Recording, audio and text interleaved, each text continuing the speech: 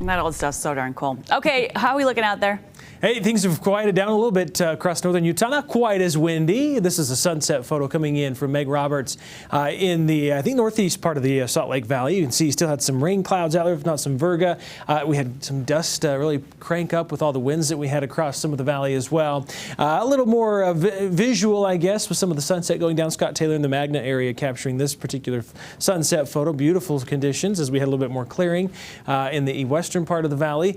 Currently looking at Blanding. Wanted to show you the trees were really whipping there. Looked up wind speeds, 17-mile-per-hour wind speeds now, gusts into the 20-25-mile-per-hour range. So yeah, enough to blow around the leaves and things on the trees in southern parts of the state still. And we're still breezy across northern Utah, but now that the front's worked its way through, it's a weak front. We're setting up for another one tomorrow. We're going to see more winds pick back up on Monday, so we're not done with the wind just yet. 55 degrees right now in Logan, Ogden 62. The backdrop here being over St. George. It's a calm and quiet evening, minus some of the winds down there as well. 87 in St. George. Provo 74. Good evening to you. Salt Lake sitting right at 70 degrees. Here at the studio, we're actually 69 degrees, so just a degree difference there. A look from the University of Utah campus off towards the south. You can kind of see the clouds still hanging around with some of the light from the towns reflecting off the base of those clouds.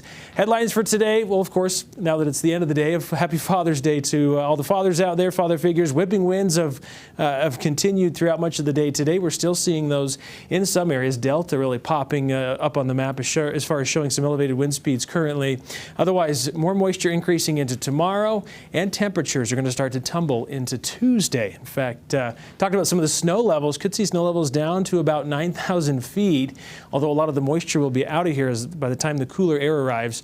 Could see some light snow shower activity on our higher mountain peaks. So mentioning some of the wind, that's kind of the main headline as we get into Monday, your Juneteenth. Wind alerts are currently in effect through midnight are wind advisories, but this darker tan shade area is a high wind warning. That's for areas of Juab, Millard, portions of Beaver and Iron County, so the southwest portions of the state. Expecting winds anywhere from 30 to 40 miles per hour starting tomorrow morning through about midnight. Could see wind gusts up to 60 miles per hour. So, of course, blowing dust.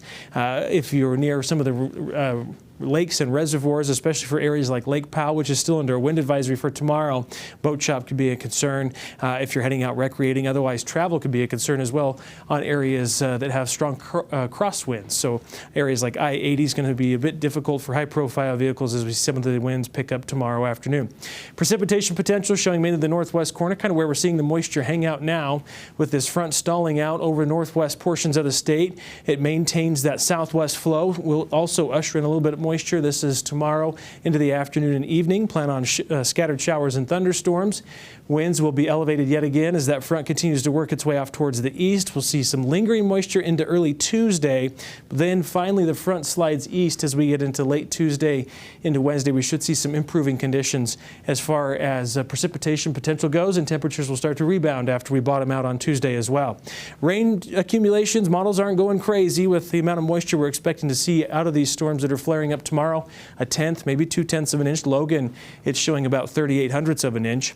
So for Monday in St. George, 93 degrees, windy conditions, just 90 on Tuesday, mainly sunshine. Sunny skies again on Wednesday. That is summer solstice, so we finally kick off summer officially. Longest amount of daylight right now. 95 on Thursday. We'll see partly cloudy skies. Winds into the weekend, temperatures rebounding back to 97 by Sunday next week. The Wasatch Front, 88 degrees for Monday. Showers, possible thunderstorms, lingering into early Tuesday. Temperatures bottoming out in the upper 60s for a lot of the Wasatch Front. Rebounding about 10 degrees on Wednesday. Mostly sunshine, some clouds late Thursday, partly cloudy on Friday. Mid-80s into the weekend with 87. Mostly sunny skies. Should be a nice end of the weekend next weekend. Emily?